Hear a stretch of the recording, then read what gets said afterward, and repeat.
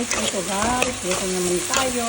Ganito tayo ng kinamatisan na manok guys. Kinamatisan na manok na mayroong ampalaya. Ayan guys, ihanda ko na yung ampalaya. Hugasan ko na yung manok, na-boil ko na ito ng konti. Ito na yung ating nililin guys. Nilisa ko yung sibuyas, bawang, kamatis. Lagyan natin yung black pepper, saka pampalasa. So, ayan guys, ginigisa ko na yung ating kamatis. Nalagay ko na yung ating manok. Ayan guys, ang ating chicken. Ayan. Haluin natin yan guys para ma-mix siya ng konti.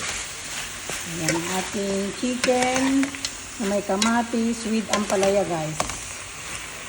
Ayan na yung ating ampalaya. Mamaya ko pa yung nilalagay guys pag malapit ng maluto.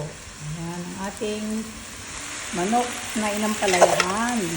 Ayan guys, with kamatis. So guys, that's for today. Focus ko na lang mamaya pag naluto ko na. Thank you for watching. Bye bye.